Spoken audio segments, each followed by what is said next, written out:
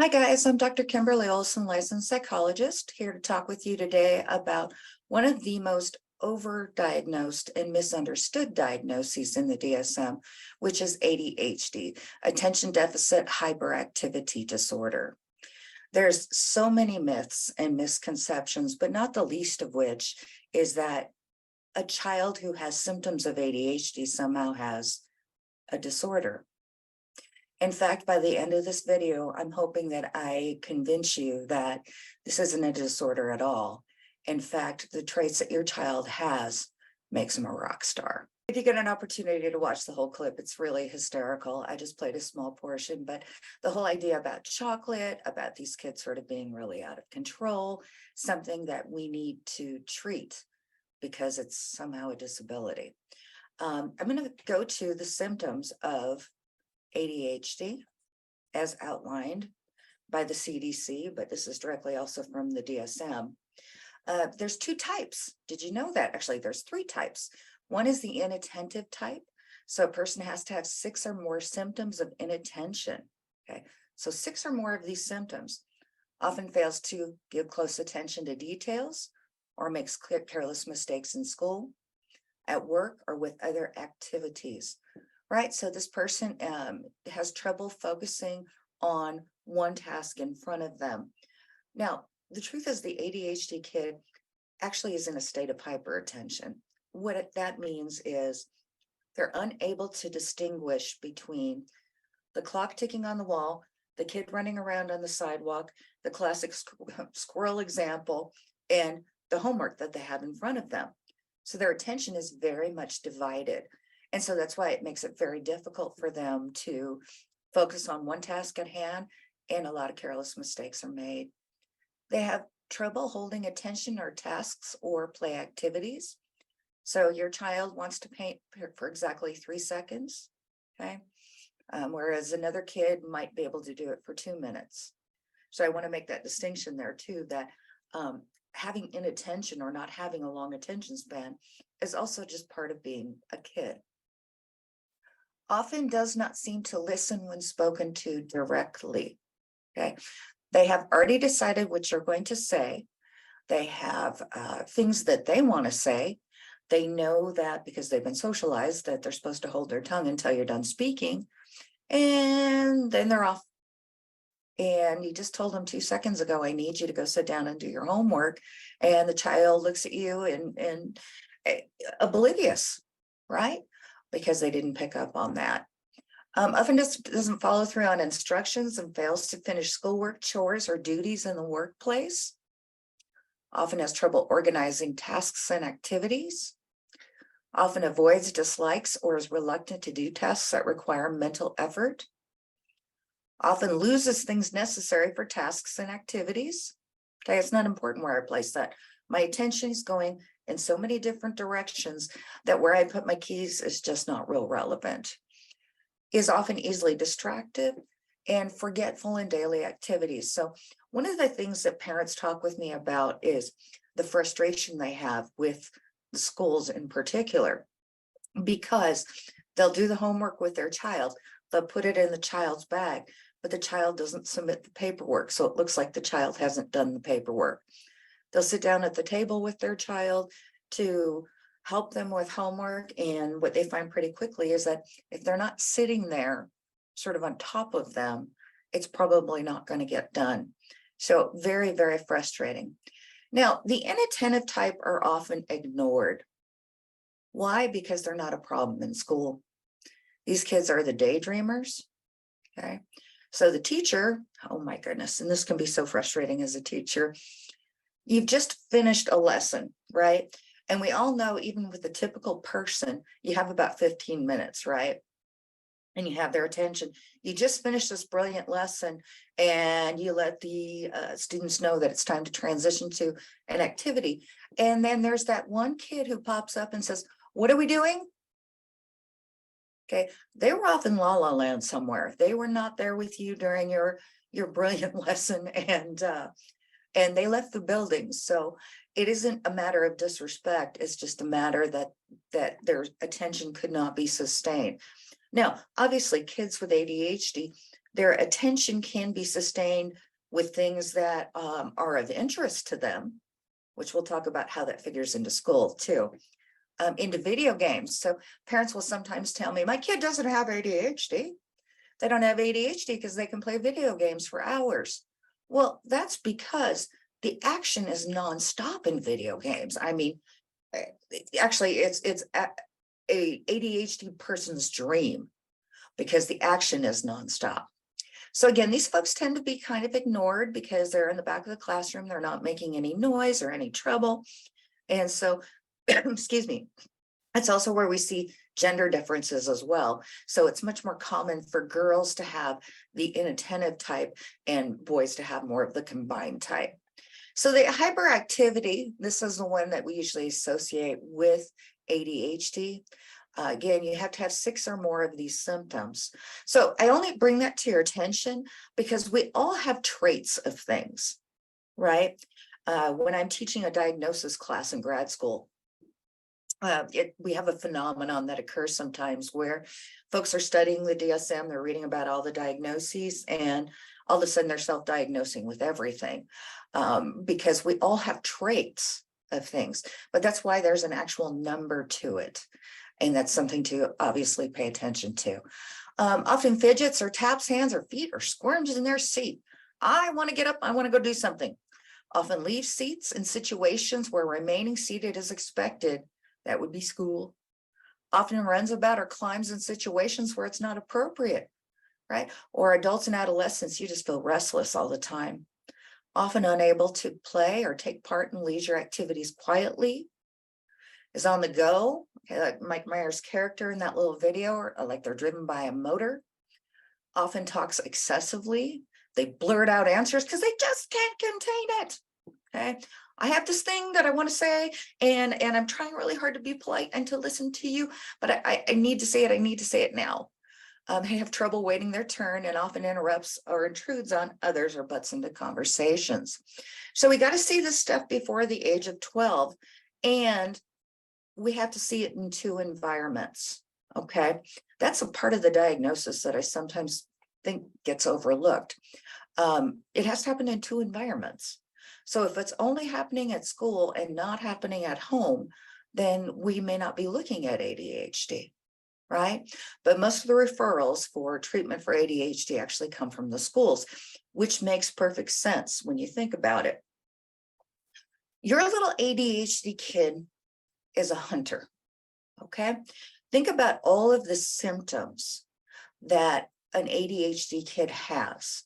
They need to be able to scan large amounts of information. They need to be able to pounce. They need to have a lot of energy. They need to be able to switch tasks quickly, right? Which made for an absolutely wonderful hunter. Okay, that's what a hunter needs. A hunter needs ever-changing circumstances. They need to be able to assess lots of information quickly and pounce, right? That's what a good hunter is. So back in the day, your ADHD kid would likely have been the head of their tribe. Okay, they would have been bringing home the biggest, baddest buffalo that there were, right? They're excellent, excellent hunters because those skills and abilities are highly valued in hunters. However, hunter skills are not valued in a farmer culture. Okay, this hunter-farmer equation came originally to me from a lecture I heard from Dr. Goodrick, who was at Victor Community Support Services at the time. This was in 2005. And the concept really rang true to me, to the extent that look at the culture that we live in and look at schools. Okay, what do farmers value? Farmers value consistency, predictability. They do the same thing every day, and they do not like crisis or disruption of that. So think about that in terms of, let's say you've planted all your crop and then you have a huge storm that comes in. They don't like storms. They don't like crises because that one incident can destroy everything that you've worked for, right? So in a farmer culture, we're quite content to do the same thing day after day after day. And we don't want those crises because those crises could absolutely destroy our crops. So schools are designed for farmers. Look at the seeds, okay? It's even like rows of corn, okay? And we show up, we sit for 6 hours, and we do the same thing day after day after day after day.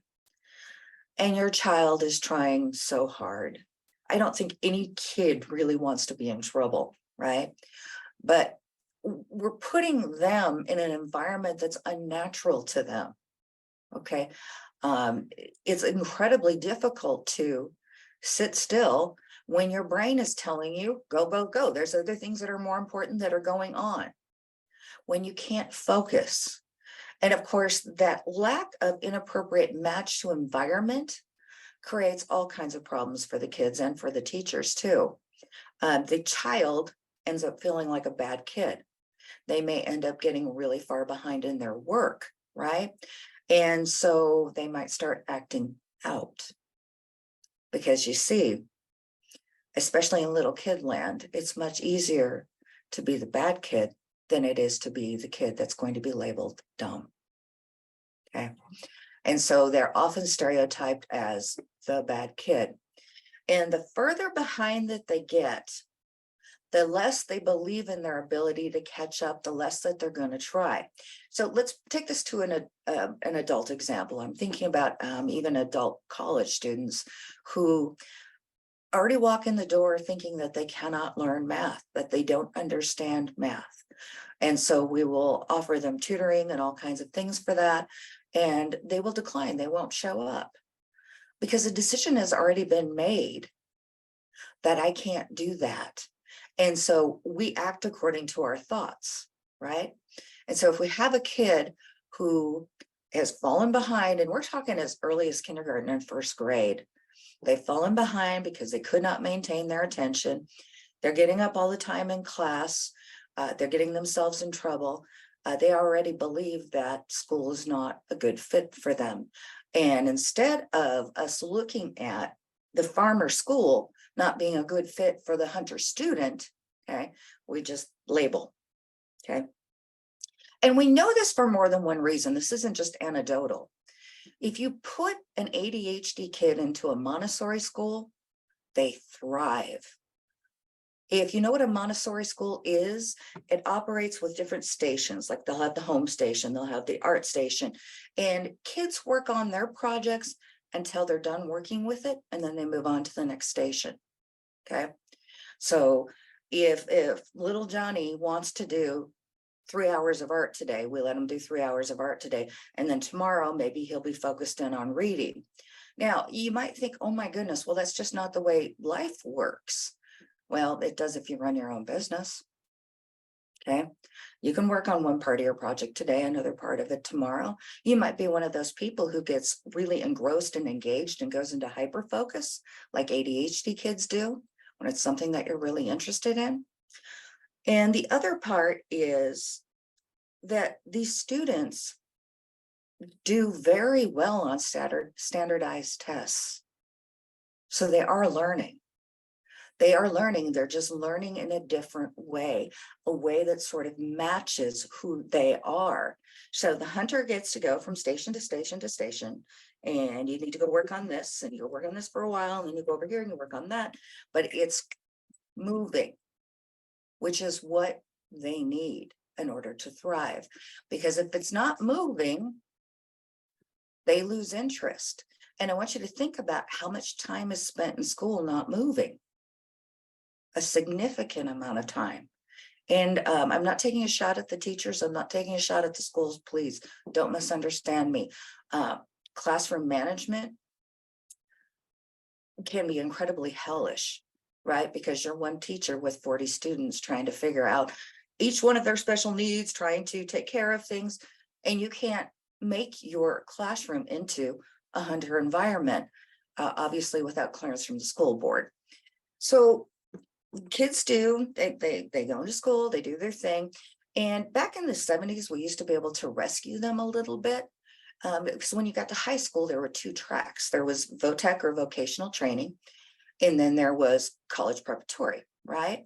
Because there was an understanding then that not everybody is a match for college, which there shouldn't be anything wrong with that.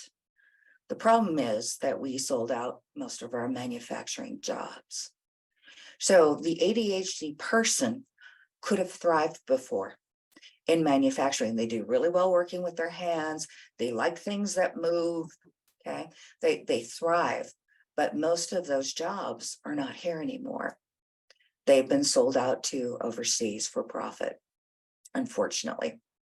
So we have a one size fit all kind of mentality, and we send these folks to college and they're miserable.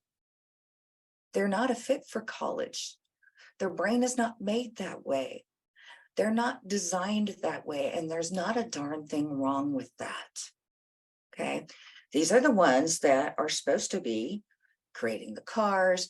They're supposed to be police officers because everything moves really, really quickly in law enforcement. Okay. They're not the studious type. And there shouldn't be anything wrong with that. But unfortunately, there is because of our farmer culture, right? So there's nothing wrong with your kid. The culture just isn't a good match for who they are and their gifts. Now, here's a little addendum and some hope. A lot of kids who hated K through 12 enjoy college. And there's a couple of reasons for that. First of all, you only meet 1 or 2 days a week. Okay. If at all, there's a lot of online classes. And then you're responsible for your assignments. You're responsible for learning at your own pace. And ADHD folks can do very well with it if it is a topic of interest. And that's the other cool part. Everybody has to take general electives, obviously, at the university. You need to know English, you need to know math, that kind of stuff. But you also get to take the stuff that you're actually interested in.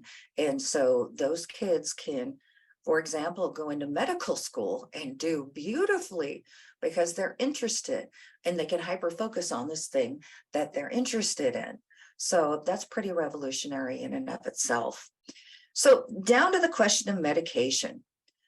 So I think very few things in psychology stir as much chaos and controversy as the medication debate, especially because the only kids that we see on medication are the ones that have been given too much medication. Maybe the doctor's still trying to figure out what's going to work for this kid, right? Because everybody's brain is different. So 2 milligrams might work beautifully for me, and it may take 5 milligrams for it to even touch someone else's symptoms, for example. And so we see them in schools. I mean, especially if you're in the schools in the teaching profession at all, kind of nodding out. And the parents go, "Where's my kid? They've lost their personality. They're zombied out." And so we have a lot of concern with medications, but here's the caveat. Here's the thing that you're never told, which is there are a ton of children who take ADHD medications and you don't know about it because it's working, because they're thriving, because no parent with a half ounce of common sense is going to tell the school or tell other people that they're giving their kid ADHD medications because they know they're going to get judgment and stigma and all kinds of stuff. Maybe even folks saying, well, you don't care about your kid, you're trying to drug them. And so we don't see the great examples of how medication can work for a segment of this population. And again, it's because the folks that it's working for, their parents don't share. They don't tell you that the kid's on meds, and they certainly don't tell the school because they don't want their kid to be stigmatized. So when you have a friend or family member with an ADHD kid, I would invite you to sort of withhold your judgment, okay? They are living in a farmer culture. Their kid is having to survive in a farmer culture, right? And we've already talked about what happens if the child is unable to thrive in this farmer culture. They get into trouble, we see delinquency, we see all kinds of problems, and that's really not fair to them, right? And it may be the case that the parents can't afford a Montessori school or a privatized program. Okay, as is the case for most parents, right? I mean, if you have it, if you can get it, yeah, buddy, right? They're very effective. But again, they may not have the money for that. And so they're trying to make good with what they have. They are taking into consideration all of the things, all of the elements, and wanting to help their child thrive. And again, it's not that I'm pro any of those things. I wish, in fact, we had a culture that honored our hunters. But unfortunately, we sold out our hunters.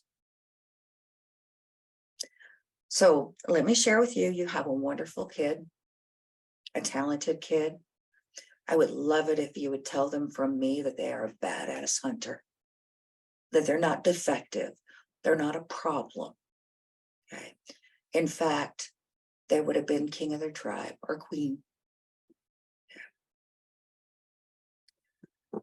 And make sure that they understand that it's not them, it's just a mismatch with the culture. Now, somebody out there is going to argue and say, well, if we give them incentives, then they're able to behave in class. Well, I could put you in a room full of rattlesnakes and tell you if you can stay there for 3 minutes, I'll give you $10 million. And most people are going to try. Okay. I mean, unless you already have a bunch of money. You could do it for a while. You're properly motivated. You really want that $10 million. Well, what happens if one of them starts crawling up your pant leg? You going to sit still? See, when properly motivated, we can do things for a short period of time, unnatural things to us for a short period of time, but it's really hellish to try and sustain that. Okay. There are lots of interventions. I'm going to actually end this presentation just with the hunter farmer part and suggest to you that you look forward to investigate schools, programs in your area for your child, if that's an option. And if it's not an option, please take that shame off your shoulders. Okay, you didn't do anything wrong. Okay, your kid has exceptional gifts. Thank you.